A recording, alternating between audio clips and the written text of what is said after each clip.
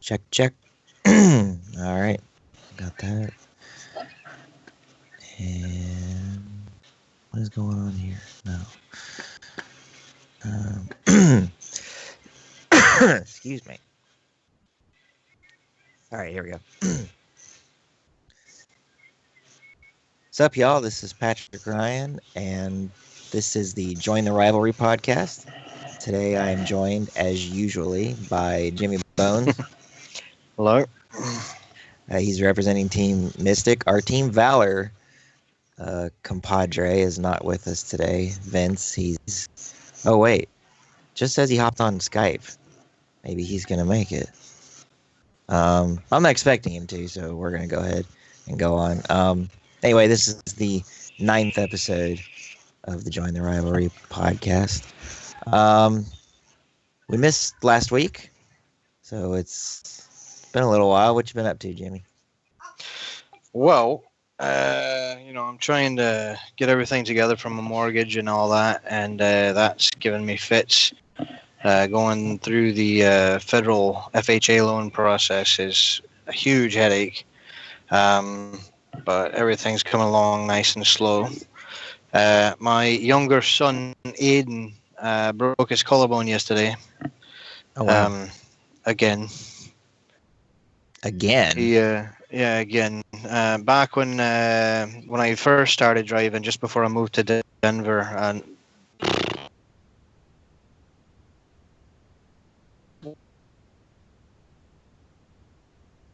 what, 5 years ago, give or take,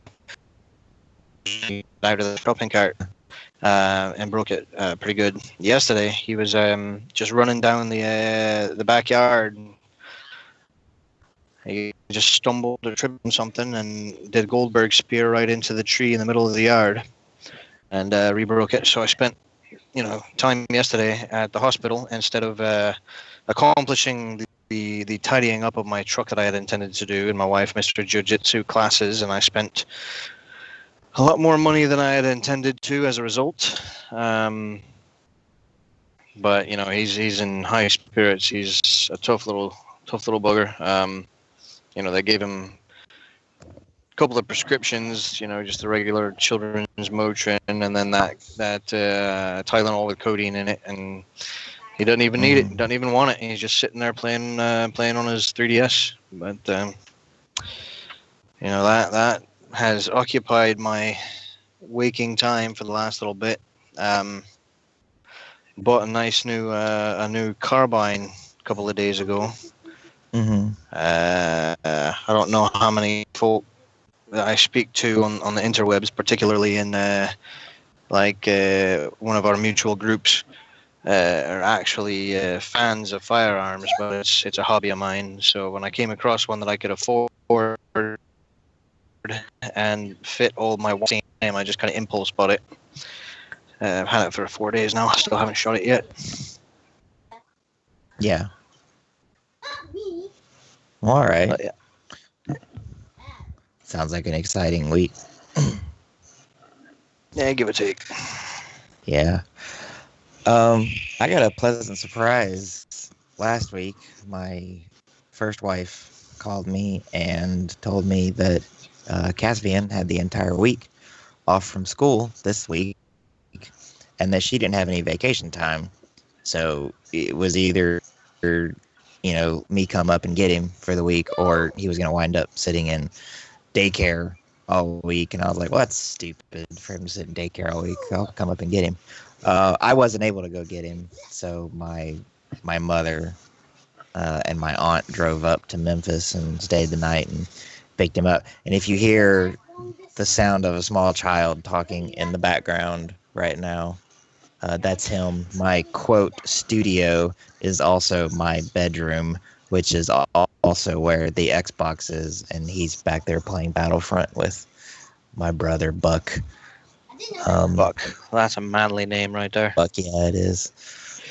So when you go up to pick him up, do you take 75 to 40 or what? It depends. If I'm just interested in the drive being easy and not having to pay a whole lot of attention, I'll go up through Hattiesburg So I take what is that, 49 to, or maybe it's, shoot, when I'm driving it, obviously I know the numbers, but then I hit 55 in Jackson, Mississippi.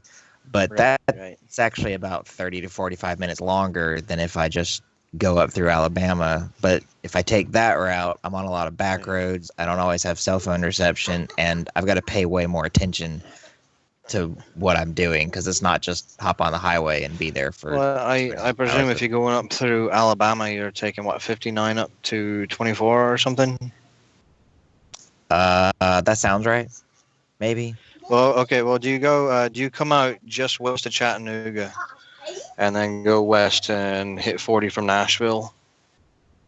Well, I don't go all the way up to Nashville if I go that way. I hit I go in through, what is it, Tupelo?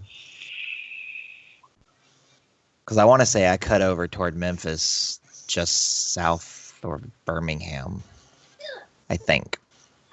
Just south of Birmingham. Yeah. Birmingham's in South Alabama, brother. Well, then maybe I'm just super wrong. Well, maybe not like super south. We're talking southern half, kind of like Gainesville is north central Florida. Birmingham is like south central Alabama. Right. So. Well, the reason why I ask is because at some point you're gonna have to stop through and see me here in Jan. Oh yeah. Because I am about halfway between you and Memphis, honestly. Right. I just did my Google Maps so I could find out. So if I do go up through Alabama, I take, what is it, 45? Oh no, I'm still way down because that's Citronel's still pretty close to 78. Looks like I take 45 up to 78. Oh yeah, I don't go anywhere near Birmingham. I don't know where I got that idea from. I was about to say that seems a bit off. Yeah. But anyway, Birmingham is a straight shot from here on 59 South. I mean, it's 2.5 hours away from me. And yeah, I don't go anywhere near there. So, but anyway, like I said, usually if I go, and especially if it's just me, I'll go up through Hattiesburg and Jackson, Mississippi, which again is a tad bit longer than the other route, but there's a whole lot less having to pay attention to anything, and I could just turn the radio on and zone out. And I'm on T-Mobile, which is, I mean, it's cheap, but I don't have the greatest cell phone reception everywhere. So I have cell phone reception the whole way up. If I go through Jackson, I don't if I go the other way because I'm in a lot of middle of nowhere towns the whole time. But anyway, so he's here and playing Star Wars, and of course he likes the Empire and not the Rebels. He's all crushing Rebel scum all the time. This is the one first-person shooter that he's better at than I am, and I don't let him beat me. He genuinely is better at it than I am, and makes me kind of proud. I killed Buck. He just killed Buck.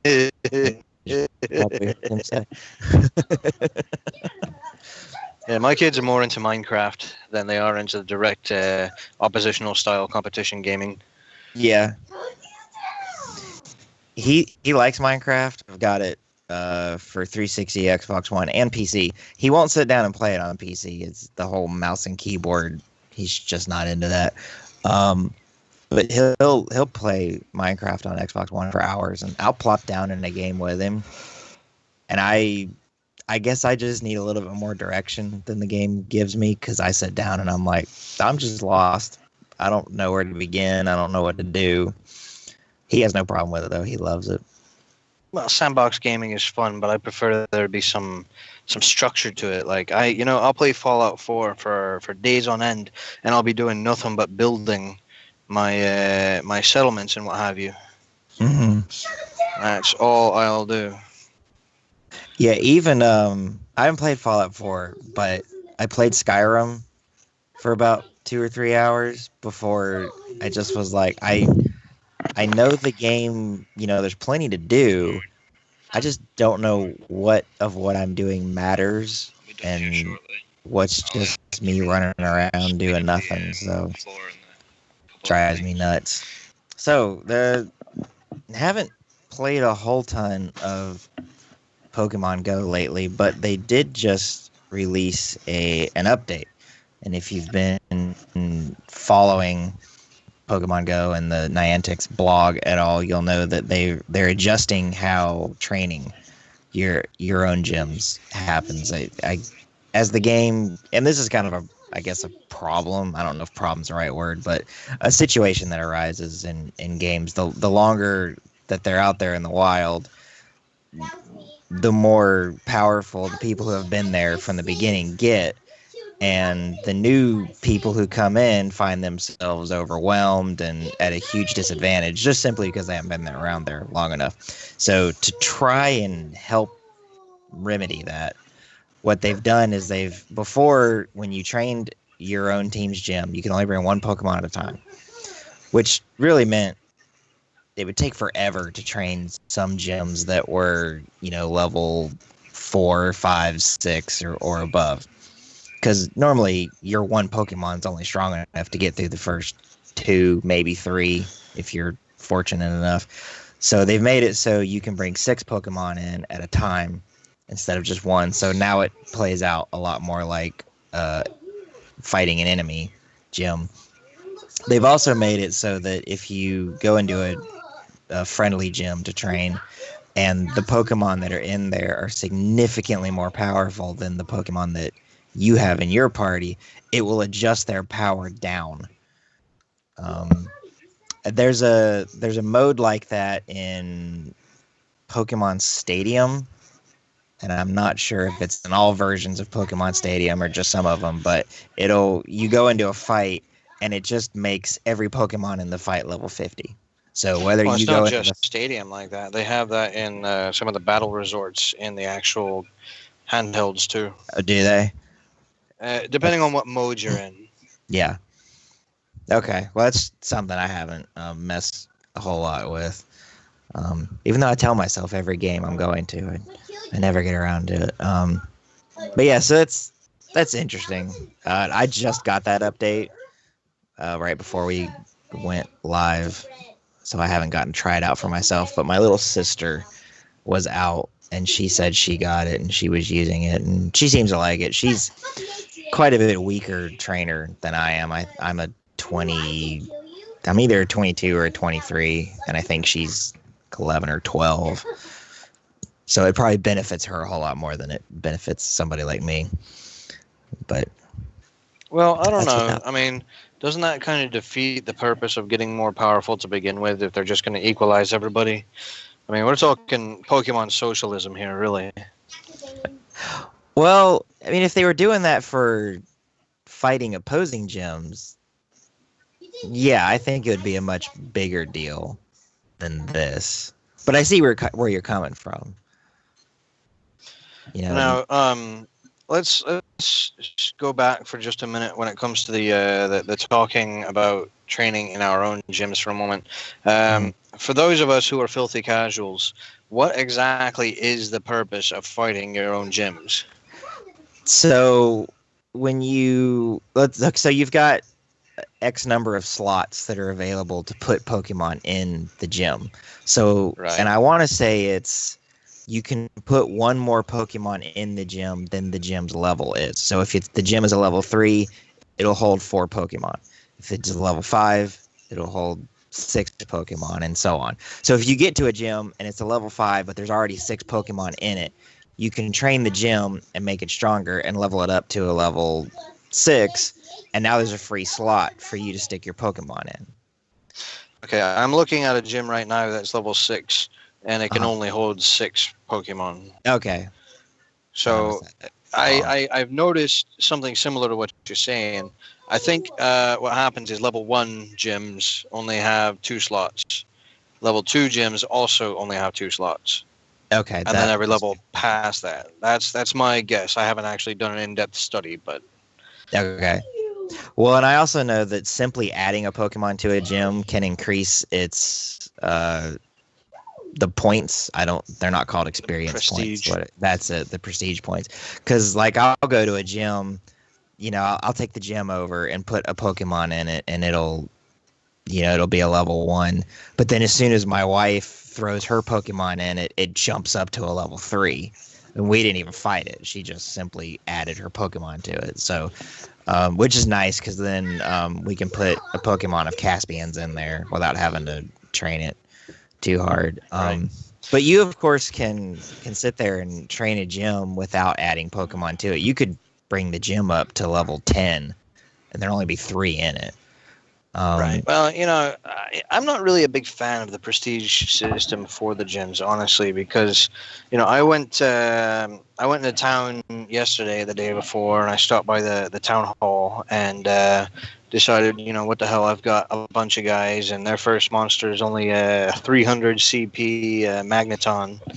So I figured I'd go in there and I'd fight it, and the first time through I took out 5 of the 10 Pokemon there, and the second time through I took out 3 of them.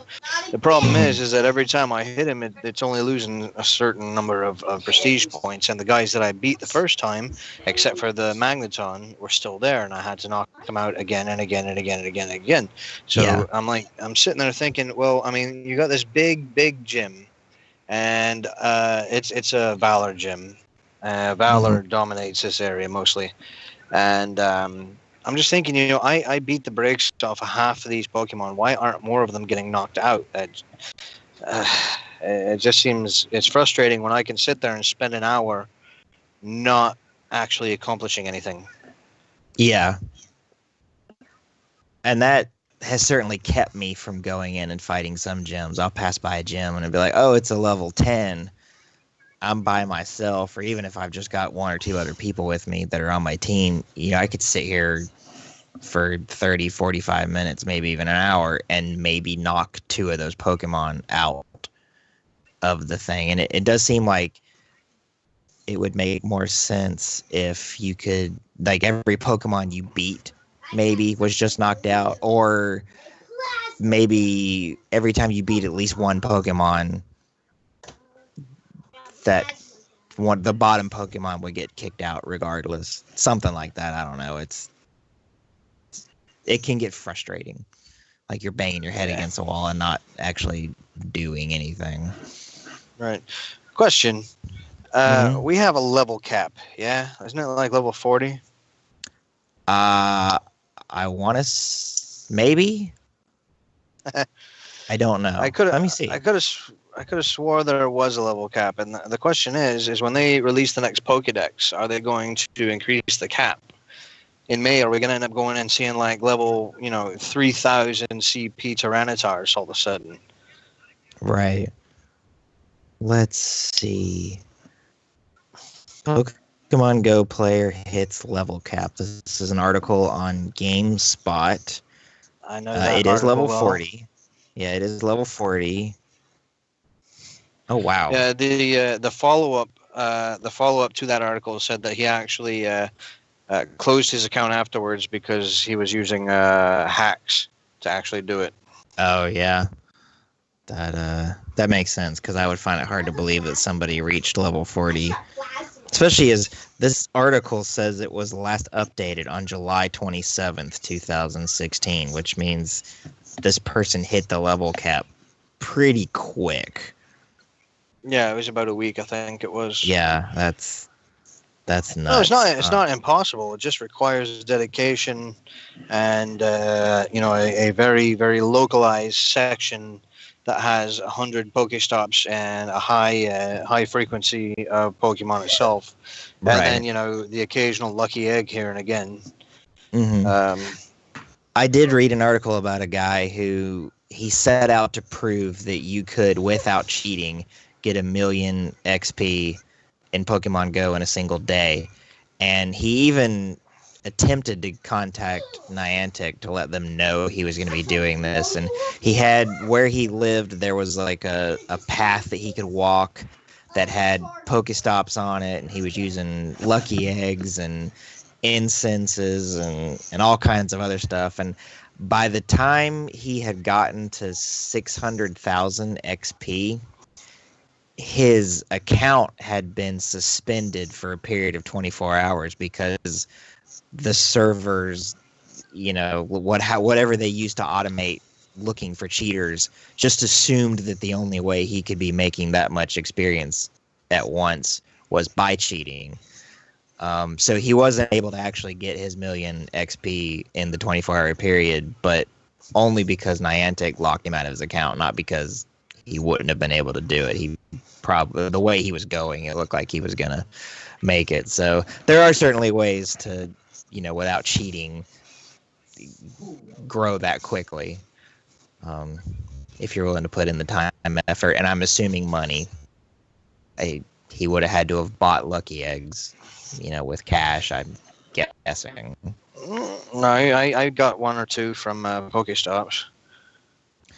Yeah, I would think most of the ones I get have been from hitting level milestones. Like, I think I got one at level 20, and I might have gotten one at level 15. But I have gotten one or two, I think, out of Pokestops. Yeah, I'm sitting on two right now. Yeah. And I'll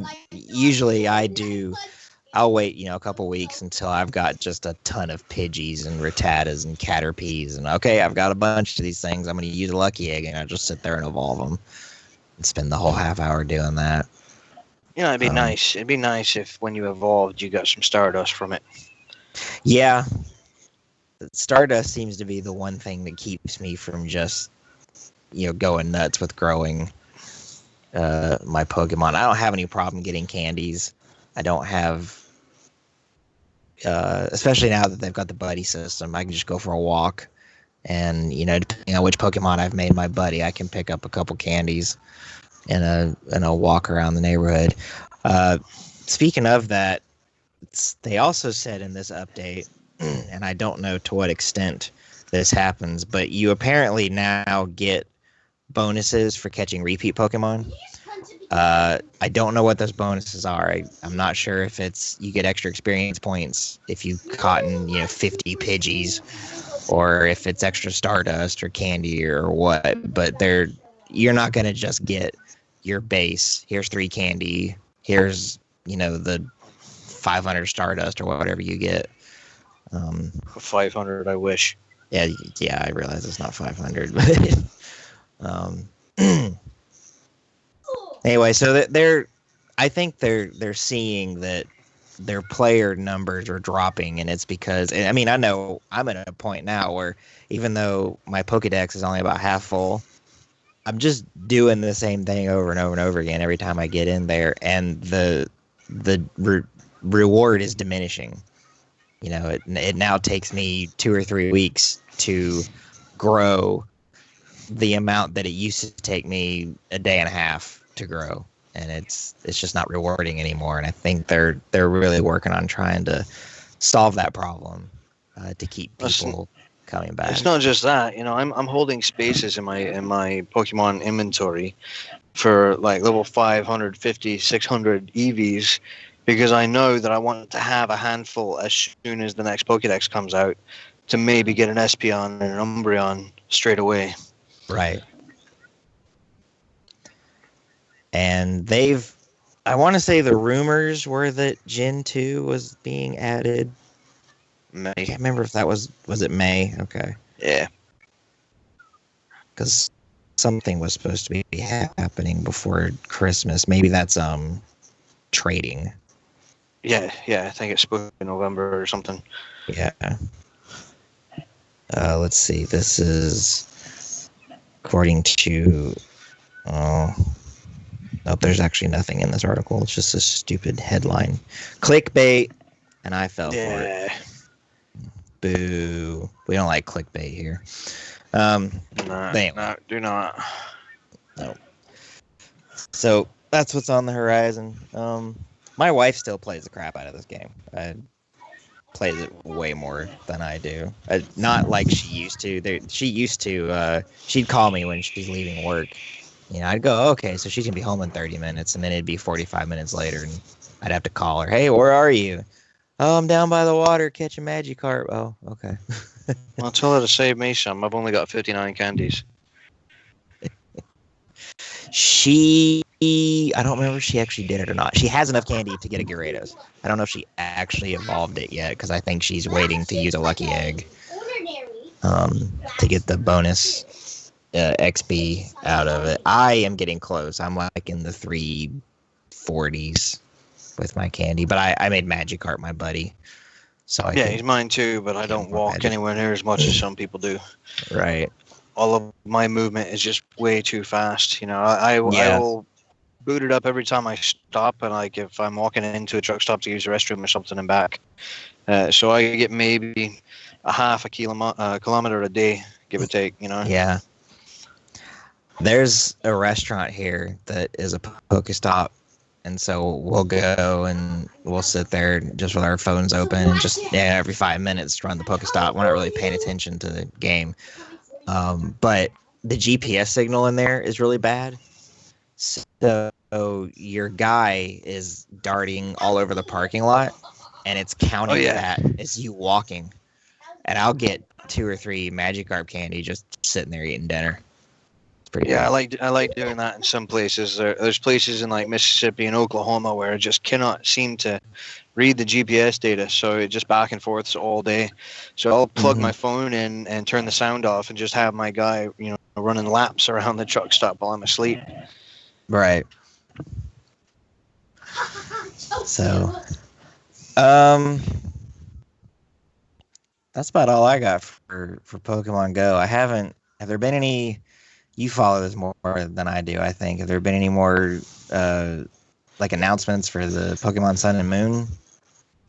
Yeah, there have been a couple here and there. Give me a second, and I will pull up what I have here. Blah blah blah blah blah. Let's see. They've shown some more of the new versions of old Pokemon, which were interesting. But they've got a new type of enemy actually that they've mentioned. Or not, but in the original games, you had your common Pokemon, your uncommon, your rares, and then your legendary types, and then you had mega evolutions. Now you have a completely different type of beast. At least it's called something completely different. It just looks like big giant Pokemon to me.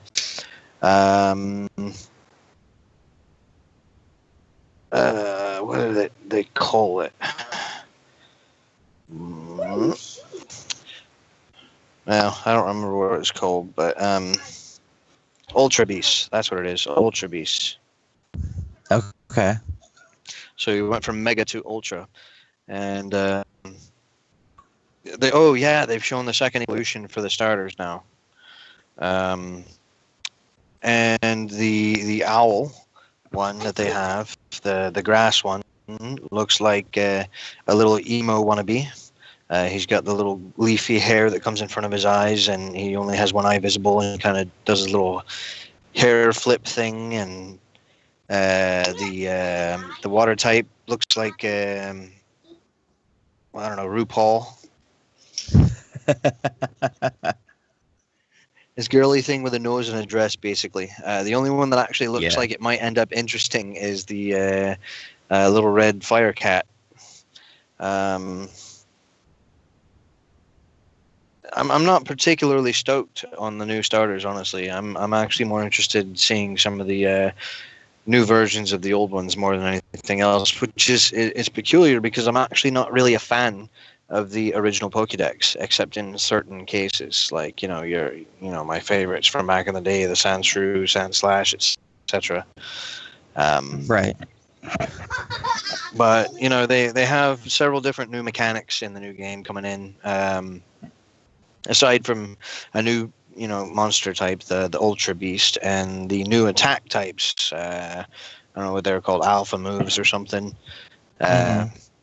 Eevees interesting in the new one. Okay, so as far as I can tell, there is not a new evolution. For the first time in the history of Pokemon, there's a new generation of games without an evolution. Wow. Yeah, it's strange because there's like still what 5 or 6 more types that they could do. Yeah. Instead, they have given playing boring Eevee one of those ultra moves or mega moves. Um, and what it does is basically he does this little shamanistic thing and summons the spirits of all of his evolutions. And he basically attacks whatever he's fighting with a copy of every single type of evolution there is. And the video for that is actually really neat. But I'm thinking to myself, these new attacks are starting to remind me of some of those like Final Fantasy VII attacks, where they're just really long and involved, and you can't skip Right. them. Yeah. There are several moves like that that already exist. That I'm just like, I don't want to watch this. Like, please just deal the damage and move along. Right. For the longest time now, I've played almost every Pokemon game that I've gotten with the battle animation turned off. Right. Sometimes, like, when the games went to 3D, I was like, well, there's some moves that I want to see how these look. Like, I bet Solar Beam look cool and Flamethrower and stuff. But then after I've seen it once or twice, I'm like, okay, I'm good. And I turn the animation back off, and it cuts. You don't really realize how much time is spent in battle just watching these things move around on the screen until you kill the animations, and you're like, oh wow, that fight took me way less time than it normally would have. And I should probably do that, but there's some moves that I just love watching. Yeah. I don't know why. Like Brave Bird, I mean, it's really long, but I still like watching it. Mm-hmm. Now, most of these Pokemon games, when you have a new gen come out, each version has its own version exclusive Pokemon. Like, back in the day, one side had Oddish, the other side had Bellsprout, and things like that. Well, this one, they've got that going on too. I mean, there's nothing different there. But what they do also have now, and I think they may have had it in X and Y, but don't quote me on that, is you'll have one Pokemon that is not unique. They each have that Pokemon in it, like let's call it like a Rattata or something. Mm-hmm. But your X version evolves into one thing, and your Y version evolves into another. And what it is like this little wolfy dog thing that turns into like a bigger say your generic positive good ally wolf monster thing on one side, and the moon side he turns into his giant lycanthropian werewolf monster thing. Yeah. So you'll have, just based on what I'm assuming what version evolves him, not what version originally caught him. I can't guarantee that though. But depending on which version it is, it changes, and that's going to add another element of, damn man, more stuff I have to deal with. Right. I have never completed a Dex, so I never have either, and the closest one I ever got to, of course, was Gen 1. But then after that, it was just like, this just gets harder and harder to do the more they add to it. I know what you're talking about in X and Y was when you had the Mega Evolutions, and that, of course, required a Mega Evolution Stone.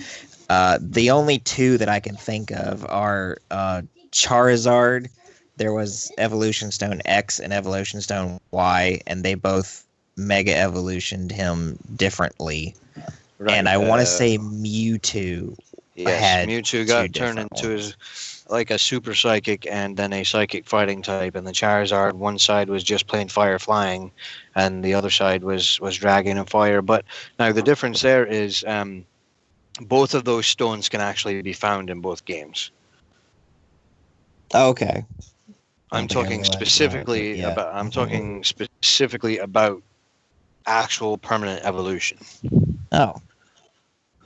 That I probably missed. I played through, I think, of all of the more recent Pokemon games. I played all the way through X and Y, and I beat the Elite Four and all that. But that was the one that when I got to the end of it, I was like, I don't care to go back and do anything else. And so I didn't play it nearly as long as I did, say, like I'll still occasionally boot up Black and White, or even not, what is it? It's Diamond and Pearl, but I have Platinum. That's it. Because I found those worlds to be so much more interesting than the world that was built in X and Y. And I think a lot of why I didn't like X and Y was you had these little friends that were following you around, and they were just irritating. I didn't like them. Like, go away, stop bothering me. I definitely enjoy the having a rival from Red and Blue way more than having annoying friends that are tagging along. As from what I can tell, Sun and Moon, you have friends again as well. Difference being,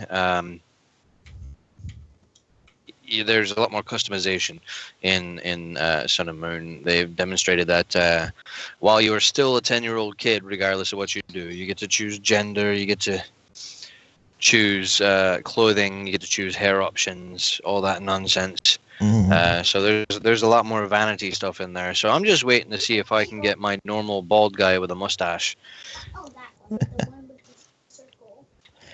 They haven't had bald characters in it, or at least not kids anyway. Huh? Not that I've seen. That's not inclusive though. What about the cancer patients? Really? Get on it, Nintendo. You been following NX Game Freak rumors at all? The only thing I know about it is that there have been recent, somewhat reliable reports that it's coming out very soon, and that the actual name of it is in fact NX. That's not just a code name. And I know that it's supposed to be cartridge based. Right. They've been tossing around, like what games are planned to be launch games, or at least launch window games. And of course, Mario's in there. The Legend of Zelda Breath of the Wild is supposed to be a launch game, sort of like what they did with Twilight Princess on GameCube and Wii. But there have been... game I never beat. It was a good one. I can't say it's my favorite Zelda, but I think it's better than a lot of people give it credit for. Well, I enjoyed it, but I got to a point that I couldn't figure out how to get past, and I got bored with it, so I stopped playing. Yeah. Did you have it on Wii or GameCube? Wii. Yeah. I had it on Wii also, but I think I probably would have enjoyed it on GameCube a lot more. The waggle just seemed unnecessary and kind of ridiculous. But anyway, so there have been pretty... the Pokemon Company has been saying pretty consistently that they're going to have a Pokemon game for NX, at least within the launch window, which seems strange if what they're talking about is a main Pokemon RPG game, since the NX is supposed to be coming out next March, and we're getting Sun and Moon here in November. That just seems awfully quick. No, it doesn't seem awfully quick. It is awfully quick to have two main Pokemon games coming out that close together. That is, of course, assuming that when they say there's going to be a Pokemon game at launch, they do mean a main game. I guess it's possible they're talking about something like Mystery Dungeon, or I can't even think. I know there's other Pokemon spin-off games like, I don't know. Snap. Hey, maybe they'll bring back Pokemon Snap. That'd be fun. Well, they don't need to do that because Snap is in Sun and Moon. Is it not like a direct port of the original 64 game? I mean, they've got a mechanic in there that is basically Pokemon Snap. I suppose I ought to have mentioned that earlier. Yeah, you get you get rated on the quality of your photos, and I guess you get rewards and whatnot. I don't know for sure. I haven't. I there's only so much Japanese I understand, Right. And when you got people who are doing colloquial discussions in like an open forum setting, I can't really follow a lot of it. Right. So I can't really say for sure one way or the other. Well, that'd be neat. Well, maybe. I honestly, I didn't really like Snap much. I thought it was very, very, very one-dimensional. I enjoyed it. Now, I will say this: if Pokemon Company or Game Freak or whoever is big boss man is going to put a game out on a console, I would bet $5 that it is not a main series game, and I would also Mhm. bet that it is not the MMO that we all want, because they have, said in no uncertain terms that they will never have a full-on regular console Pokemon game, and they've been Right. saying that for 20 years now. Right. But if the NX is actually this supposed hybrid of handheld and console, then that is where you'd have to put it. I mean, because there won't be a quote handheld for the mainline game to be. It'll just be that. So, I don't know. We'll see. It'll be interesting. I'm excited about the NX. Even I'm though, really not. yeah,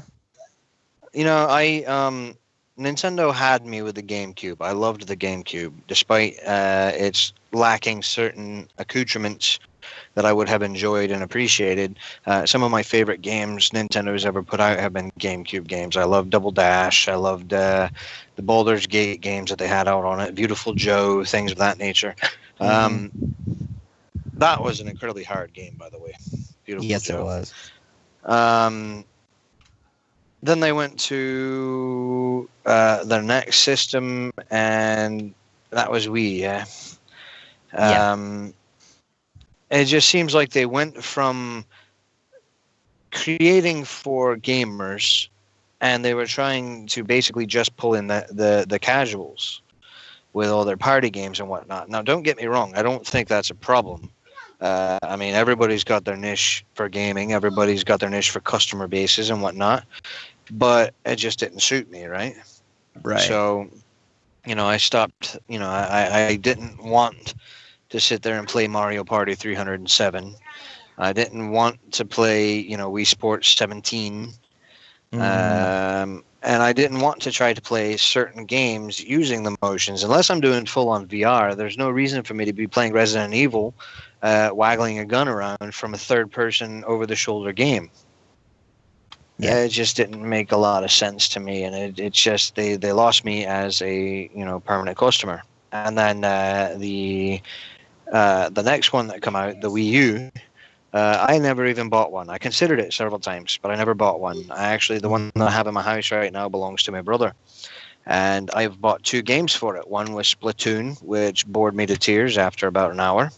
And the next one was Mario Maker, which I enjoy very, very much, despite the fact that I haven't actually enjoyed a Mario game since the Super Nintendo. Yeah.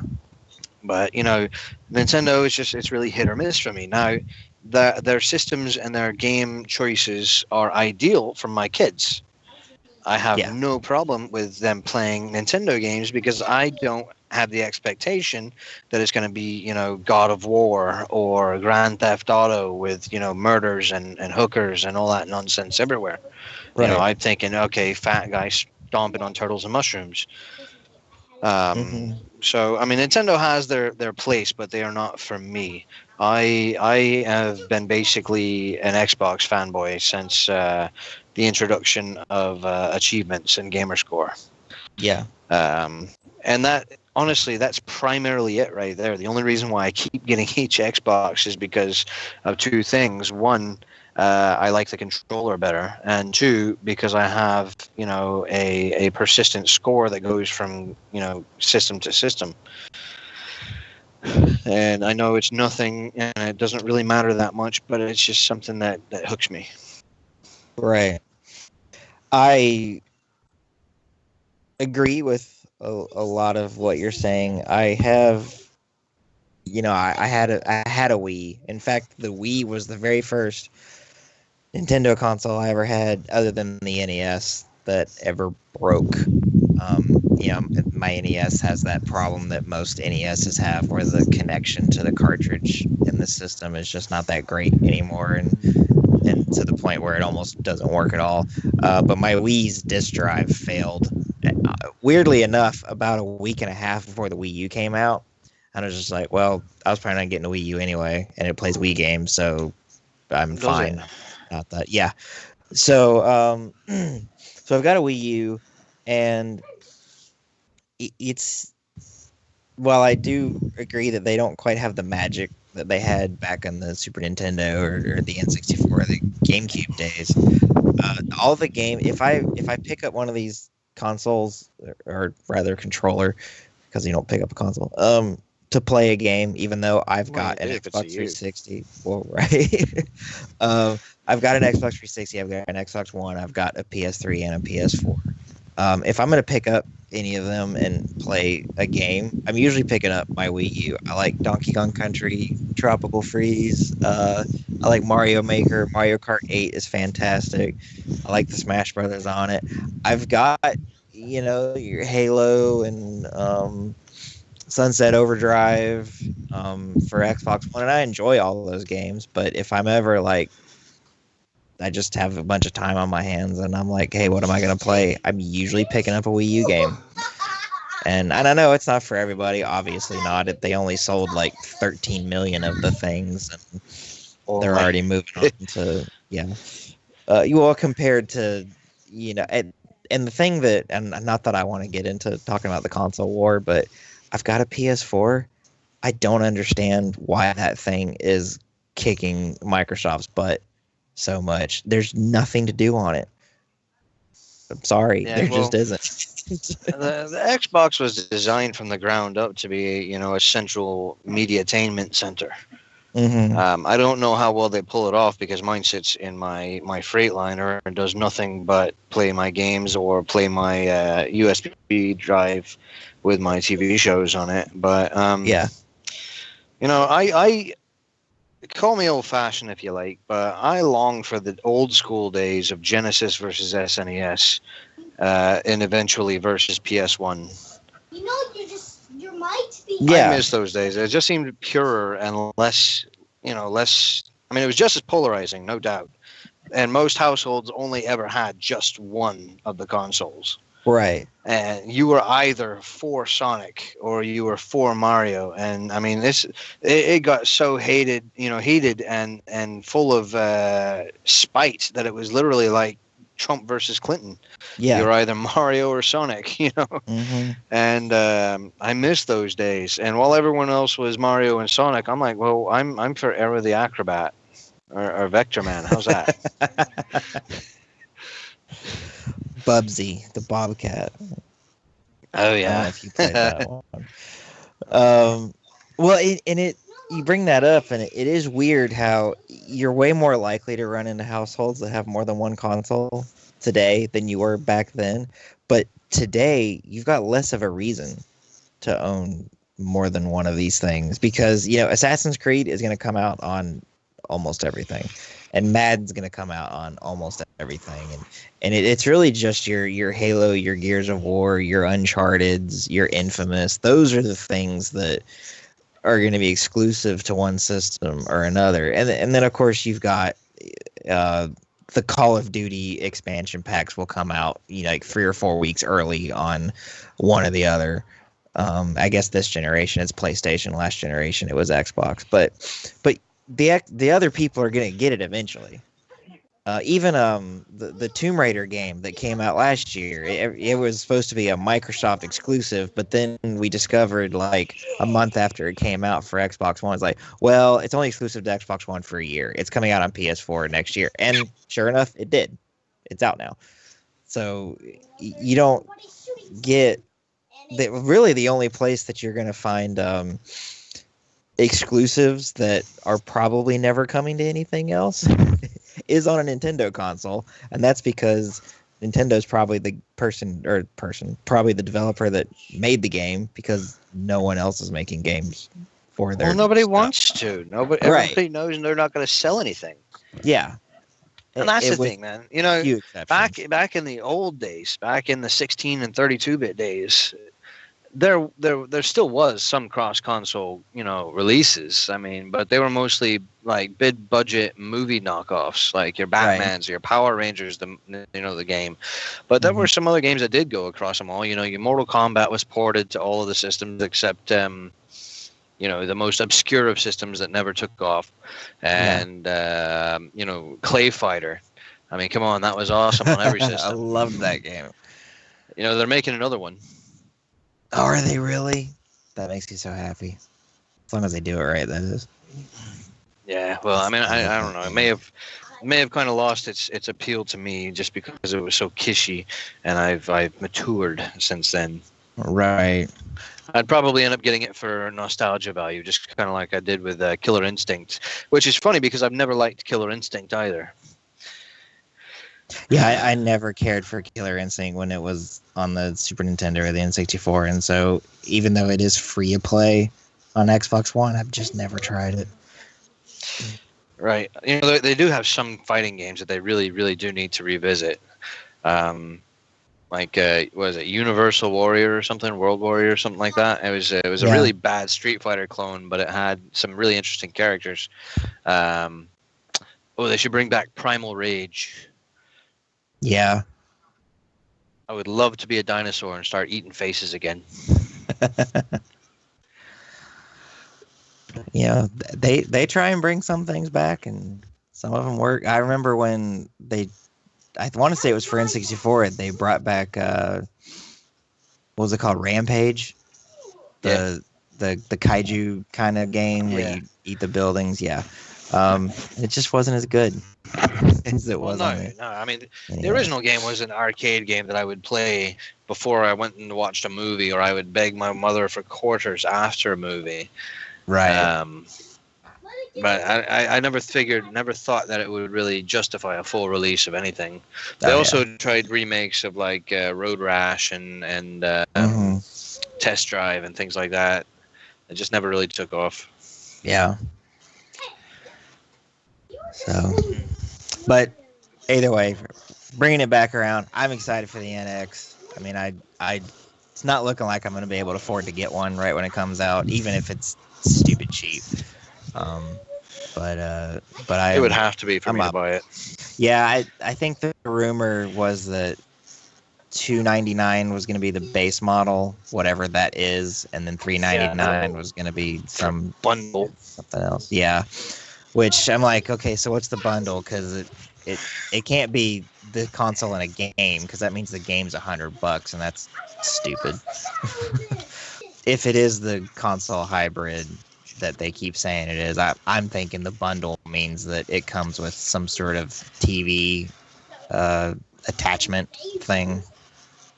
But, it'd be funny if it came out with like Google Glass or something. Dude, that'd be awesome. No, like, because then it would still have 3D 8 bits. It looks all right on those. You got a 3DS, right? I have 2 of them actually. Yeah, I've had 3 total, but have you played any of those 3D classics, like where they take Kirby's Adventure and put it in 3D or something like that? No, I haven't. I have the new 3DS that they've got. The I guess they just call it the new 3DS. Yeah. Mm-hmm. The one that's got the little amiibo reader in it, and right. They've like added a couple of buttons or something. The 3D on it is really, really, really, really twitchy, and it makes me start feeling like really seasick. Yeah. Yeah, so I don't know, maybe it's just a warranty issue I should send it in for, but being that I never play in 3D anyway, it's not really a big deal to me. But now, if they do have the new Kirby, or the old Kirby rather, I would love to play that remastered. Mm-hmm. Well, because they've got Kirby's Adventures on there as a 3D, so I guess it's kind of remastered. That's the one that was for NES.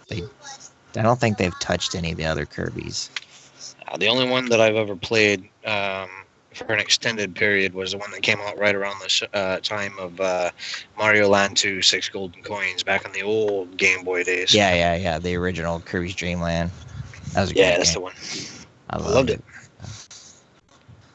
See, that's the kind of nostalgia that Nintendo has lost the ability to recreate, I think. Mm-hmm. I think they might be finding it again though. The Yoshi game that came out for Wii U about a year and a half ago, maybe it was just a year ago, Yoshi's Woolly World. That was really good, and I could see that. Like it really reminded me of the Super Nintendo Yoshi's Island, and so I think they might be coming back around. I've always been of the opinion that Yoshi should never be anything but a supporting character, so I haven't played that. Yeah. Now, I would like to see them. Okay, have you noticed that in the most recent iteration of the Mario games, they seem to have gone back to the Mario 3 sort of feel, vibe, Yeah. like with the Tanuki Yep. suits and such? Mhm. I would like to see them go back to the American version of Mario 2, which was not actually even a Mario game to begin with, and I can't remember what the original title was, but I would love to see them go back and, you know, make a big deal with, like, the Shy Guys and, you know, all those characters. Yeah. Yeah, Super Mario 2 US was a reskin of the Japanese game Doki Doki Panic. That's the one. That's the one. I knew Panic was in it. I just couldn't remember Mhm. Doki Doki. I loved that game. You know, Yeah, I it don't was think great. I ever would have played it if it was still called Doki Doki Panic. But as a Mario game, I was all over it and I enjoyed it. Mhm. And the mechanics of that game are still among my favorite in the Mario series, or the Mario mythos, I guess it were. Yeah. That being said, the original Mario 2, the quote-unquote lost levels, as they were released in America eventually, I did not like them anywhere near as much. Once I went from the original mechanics of the Super Mario Brothers, or Super Mario World, or whatever it was, the original one on NES that came Mhm. after the Mario Brothers jumping around inside the steel girders or whatever. Yeah. When they went back to that, I was less entertained. Now, don't get me wrong, Mario 3 is still one of my favorite of all games. I mean, it's like the first one that had the overmap and, you know, choices that you could make, but I just still have a soft spot in my heart for Mario 2, and I would love to see them revisit it. Yeah.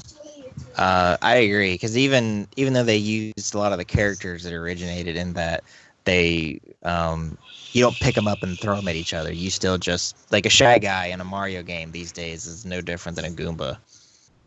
It just looks That's different. wrong.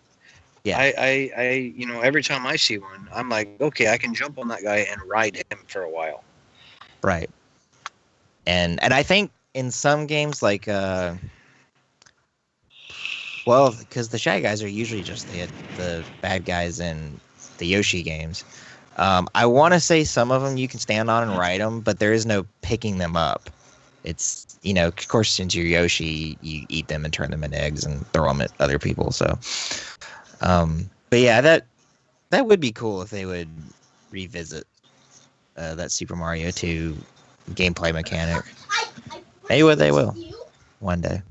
Well, I mean, given that they're going back through the various, you know, incarnations, I imagine that at some point, as long as there's not like a licensing issue somewhere along the way, which I'm pretty sure it's got something to do with it, there's a decent chance they might. I don't know.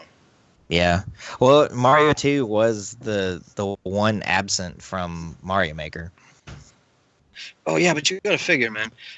In Mario Maker, it wasn't the only one that was absent. Really, there were a couple other mechanics that weren't there too. But that's beside the point. You got to figure, you make a level, and you swap the overall skins.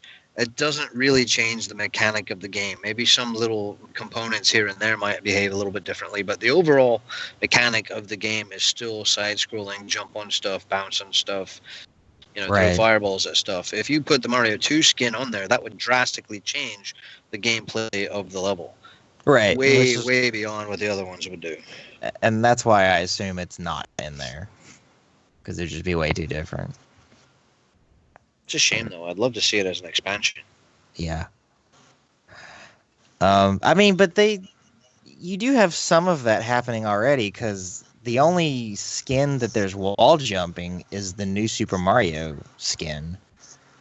And so if you had a level that was wall jumping, and then say someone downloaded it and got into editing it and changed the skin to Super Mario 3, well, now suddenly you can't beat that level anymore because you can't wall jump. That's what I'm So- saying. Well, it's not even just that. You got to figure Mario 2, you had the choice of characters and each one behaved differently. Yeah, Princess, she would fly or float, and, Luigi would jump higher and waddle his little feet in the air. And they right. each had their own little deal that was different. So, I mean, I think, that would probably have broken the game if they would have Probably. I killed myself. But that would be cool if they could figure out a way to squeeze it in there, even if they had to wall it off and go, okay, you can make levels with the Mario 2 skin, but they're only going to work like with Mario 2. And it would be I don't know. awesome if they added another expansion, Sonic Maker. Yes. Speaking of that, I discovered there is and Sega either sanctions it or puts it on themselves, but they have like sort of a convention every year where developers get together and make independent Sonic games. I only just learned about this like a week ago.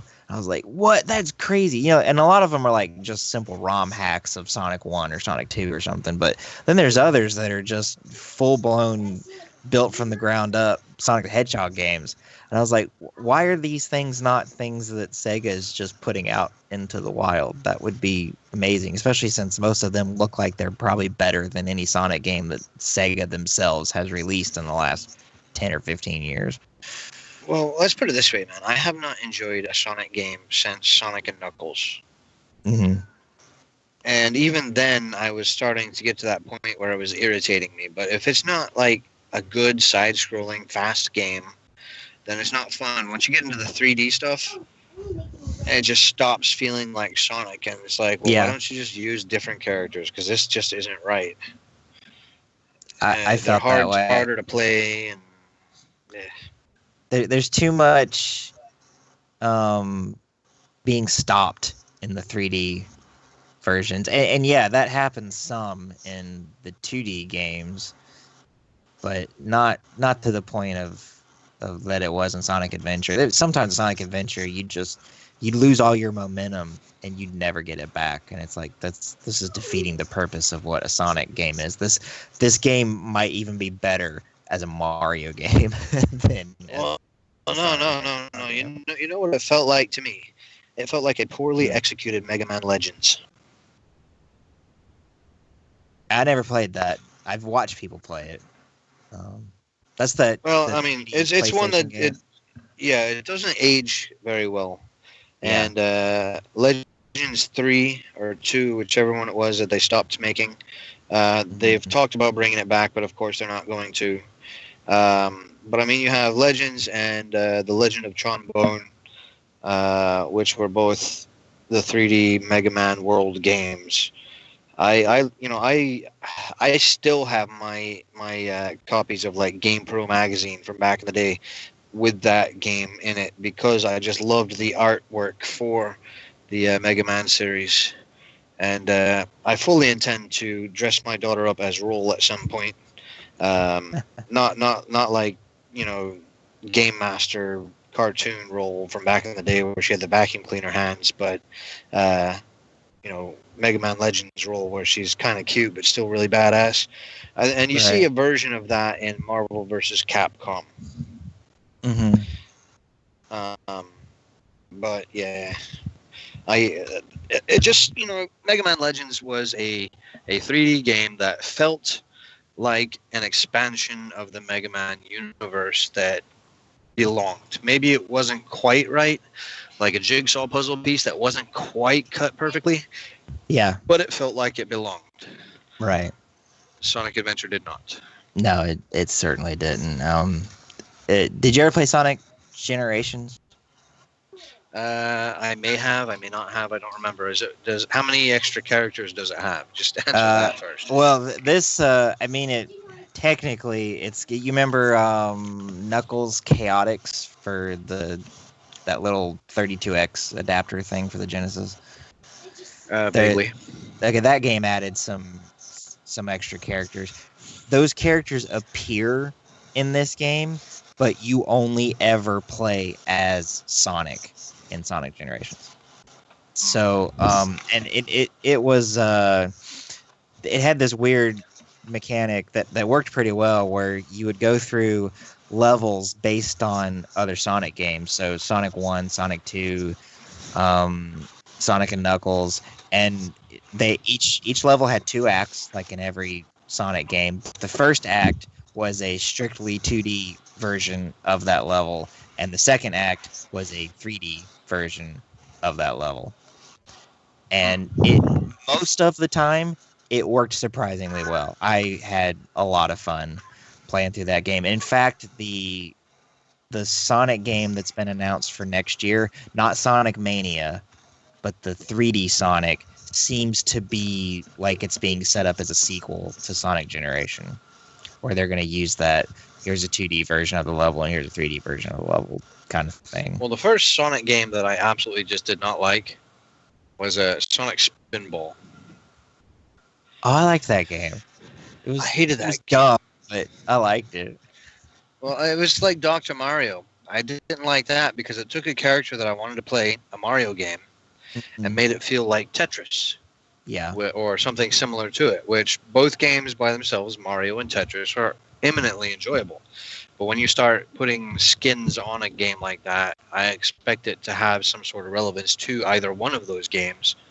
Yeah. That's why I can't play like the Pokemon puzzle games. I have a really hard time with that. Because I want to play Pokemon or I want to play Tetris. I don't want to play both, or Right. One that plays like one but looks like the other. Yeah. I get that. It's kind of like Go ahead. Well, it's kind of like that Street Fighter game, Super Gem Fighter Mini or something, from back in the late 90s, early 2000s. Oh, Puzzle Fighter? Yeah, that's the one. Yeah. I never played it, but I remember it being around. Seems like it would make if it were fun at all, and I'd never played it, like I said, but it would make maybe a decent mobile game. I think they actually did make it a mobile game at some point. Yeah, but, that doesn't surprise me.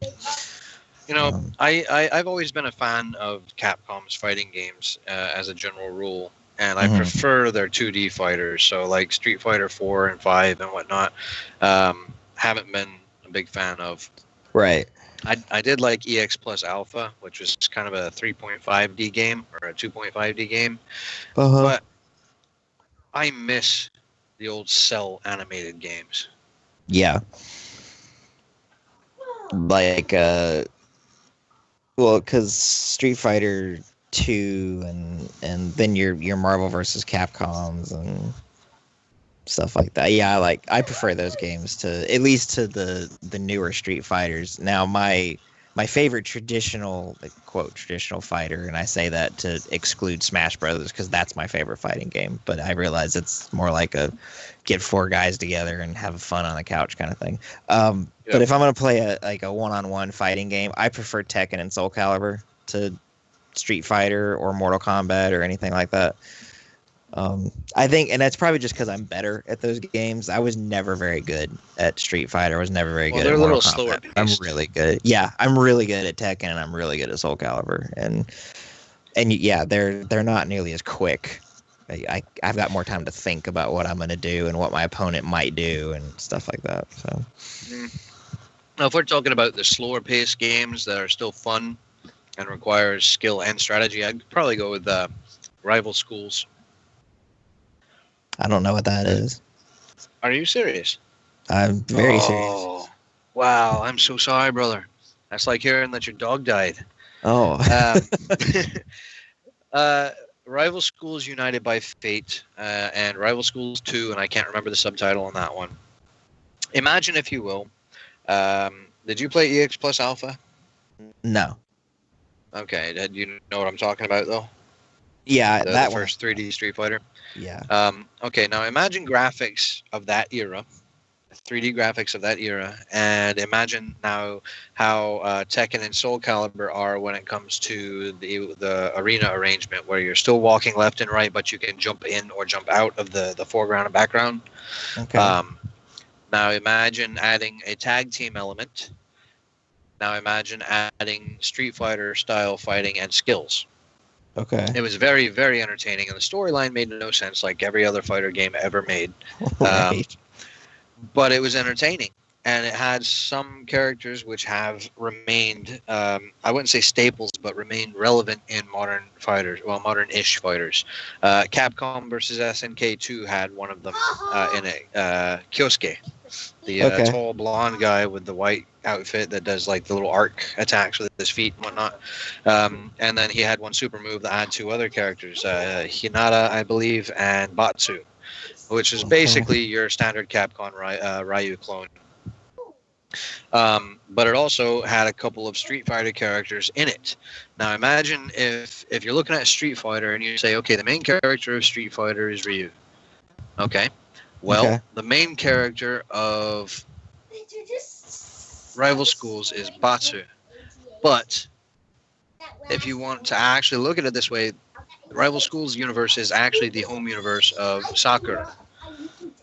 She is the Street Fighter character in that game, and that unifies it. She talks about Ryu in the game a time or two, but the thing is it was just such a fun game, and it was a great arcade game. It was a great PlayStation game. It was a great Saturn game, and then when they released the second one, it was in the arcades and only on Saturn, I believe, and then PlayStation in Japan. But it is one of the best games ever for Capcom as far as your Madcap style fighting, and I miss it incredibly. And you should probably try to find like an emulator version or something if you can, or maybe if it's on the Sony store or whatever that you were looking at the other day for the Wing Commander games.